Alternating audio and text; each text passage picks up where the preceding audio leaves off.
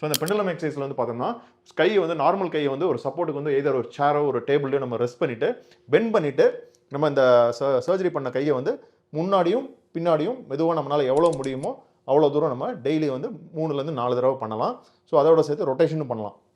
இந்த மாதிரி rotation forward rotation பண்ணலாம் கிளாக் வைஸ், அப்புறம் ஆன்டி கிளாக் வைஸ். அடுத்தபடியாக வந்து சப்போர்ட் இந்த மாதிரி டேபிளில் வந்து நம்மளுக்கு இந்த சர்ஜரிக்கு பண்ண கையை வச்சுக்கிட்டு முன்னாடியும் பின்னாடியும் நகர்த்தி பண்ணுறப்ப நம்மளுக்கு இந்த ஃபார்வர்ட் ஃப்ளெக்ஷன் பேக்வர்ட் ஃப்ளெக்ஷன் வருது. ஸோ அதனால் வந்து சப்போர்ட்டிவாக அந்த டேபிளை வச்சு நம்ம பண்ணலாம். அதுக்கு பேர் டேபிள் ஸ்லைடுன்னு சொல்கிறோம்.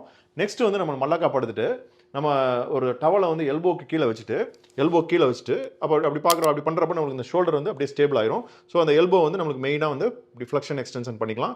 அதோட சேர்த்து இந்த கையை வந்து நல்ல கையை வந்து சப்போர்ட் பண்ணி மேலே அப்படியே மெதுவாக தூக்கி எவ்வளோ தூரம் தூக்க முடியுதோ ஒரு 10 டிகிரியோ 20 டிகிரியோ தூக்கிட்டு பெயின் இருந்துச்சுன்னா ஸ்டாப் பண்ணிக்கணும். ஸோ அதுக்கப்புறம் இறக்கணும். ஸோ இதான் வந்து ஃபார்வர்ட் ஃப்ளெக்ஷன் சொல்கிறோம் with support with other hand. ரொட்டேஷனை பொறுத்தவரை நம்மளுக்கு மெயினாக வந்து எக்ஸ்டர்னல் ரொட்டேஷன் முக்கியம். எக்ஸ்டர்னல் ரொட்டேஷன் வந்து நம்ம கண்ட்ரோல் பண்ண முடியாது, தானாக வந்து நம்மளால் பண்ண முடியாது.